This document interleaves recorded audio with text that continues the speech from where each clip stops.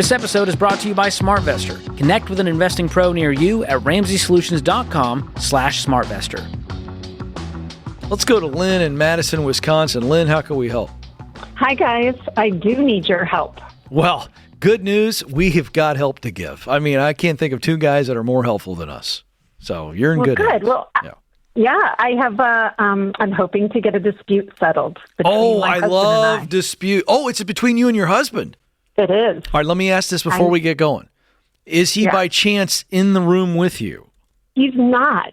Okay. He's not. I wish he were. I do too, because I am now starting this new trend here, George. We've done this one or two times. We get both of them on the phone. And that's more fun. But, okay, we'll hear one side. All right, Lynn, let's go. Let's hear your side and his side. Okay. All right. Well, the question is, I want to know if I'm a Ramsey Solutions hypocrite. Oh. You're fighting words. I like how you lead off here. We'll see if you're a Pharisee. Go ahead. All right. Well, some quick background. All right. This is a second marriage for both of us. We were just married this past December. Okay. I'm age 58. Okay. He's age 54. We have a total of 4 adult children, 2 on each side. And I think a key thing for me was I was a single mom for 17 years. So my kids were 2 and 3 when I was divorced. And I paid maintenance and I paid child support. I carried the health care. And I paid for all the incidental for my kids. I found Ramsey Solutions after a layoff that scared me to death. So the stress left me, in not a great place. And I dug into the Ramsey plan. I bought in, I listened, I did Financial Peace University, and I started with a net worth of $170,000. Okay. My life insurance was more than my net worth.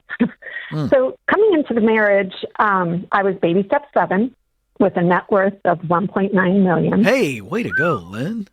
It was a lot of small vacations at the local park. You're a rock star. Don't mess with Mama Bear, Lynn. You listen, let's just call that out. That's hard work. Good for you. Thank you. It was hard work, but it was worth it because now here I am. Right. So baby step 7.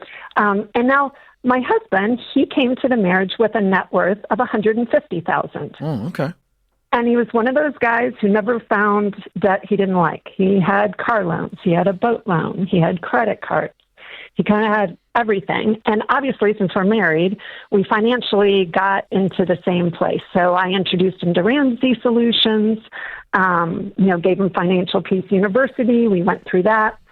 And he's come aboard. So we've eliminated the credit card debt, the car loan, got rid of everything. Going into the marriage, I wanted a prenup. And this is where the dispute came. Okay. And I wanted the prenup to state that if we divorced, I wanted the $625,000 that I was putting into paying off our residence accounted for. Now, that was if we divorced. I also asked for a death clause that states that should I die, he gets the house in the entirety. And there's no splitting it with my estate or anything like that. It would be his. So it's just a divorce. If there was a divorce, I wanted that accounted for. And then anything above and beyond that would be split equitably. And it's our intent that our retirement account would remain separate. So the principal of our retirement accounts would remain separate. If we draw anything out to pay for things for us, that's all commingled, and everything that all the other cash, everything would be split equally if we divorced. I wouldn't be saying like, oh, well, we paid off the car while we were married, and my cash paid that off or whatever. It was none of that. So what specifically is he calling hypocritical?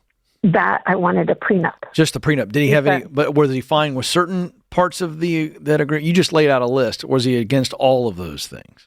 All of those things. He's like, absolutely, this is ridiculous. I can't believe that you're going to be asking for a prenup.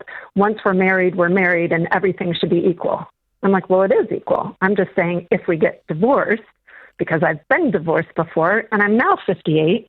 Yeah. If I split half, which Wisconsin is a 50-50 state, I don't have time to recoup that again. All right. So, and how long have you been married? 2 months. I'm going to ask a stupid question, George, that I think you know the answer to. I may not. Try me. Can you get a prenup post-marriage? Post-nuptial. You can. Yeah. Oh, No, we have the document now. We have it now. Oh, so he didn't want it, but you went ahead and got it drawn up anyway. Yep, we got it drawn up. We got to a place where those were the things we agreed on. I was trying to explain, like, hey, we're sharing all bank accounts. We're sharing everything. No, I get all that. I get all that. So the question, so is it signed? It's signed. The prenup was signed before our wedding. Yes. But he just resents you so for it. So why are you calling us again? So what's the dispute? This is all moot point, right? No, I'm still a hypocrite. Were those his words? And I'm not truly into the Ramsey solutions. Okay, well, just let me free you of all of this. There's no hypocrites here. There's no Ramsey Bible that you've sinned against. Prenups are a very nuanced thing, and usually what we say is, unless there's a massive gap in net worth, and yours, it truly is not like oh my gosh, you're bringing millions and millions in, you have a family business, there's massive generational wealth here. We're talking about someone who prepared for retirement and someone who's just getting started. And it sounds like he's on the same page. You're on the same plan now. So you're on the edge of, like, is this even necessary? But I understand with your backstory that you're just going, hey, I just can't be left out in a lurch, not unable to retire if something were to happen. So I think you both need to go to counseling and deal with the underlying trust and communication issues. But there's no hypocrites here. You did nothing wrong, quote unquote. So let me release you of that no one's going to, quote, win the argument. Yeah, we don't have like a blanket policy on that. No, it's just most people don't need one. Yeah. And the guy goes, well, I'll make $40,000 and she makes 20. No, dude, you don't need a prenup. We're talking about protecting your stuff from the crazy family around you, not from each other. Yeah, and had you called us before you got it signed, I would have said, same thing that George said, but I would have said I personally would not do one because I feel like a prenup is an acknowledgement that we could finish this thing and end this thing. And I'm not judging anybody that's been divorced. I want everybody to hear this. I'm not judging anybody, okay? I am blessed to my wife and I both come from families where our parents have been married over 50 years. So we have a heritage that we inherit. We saw it. And when Stacey and I got married, there was no out. And we've been married 27 years, and there have been times it's been very, very hard. There's no out. Now, that's our position. I'm not prescribing that to anybody. I'm not proselytizing today, but I would say that I would have said ahead of time, I want you to go to counseling because you've got some very natural fears, Lynn. And I understand. I'm empathetic to go, if I were in your shoes, I could see where you could get to that point and want to protect yourself. You've been burned. But so is he. And I think that this should have been counseling on the front end. You should not have forced this. I'm going to say something crazy here. If it were me, I'd tear it up. Woo! And then I'd go to counseling. I think you forced the issue on this, and I think you got to redo it. That's what I would do. Oh boy, here come the hate mail.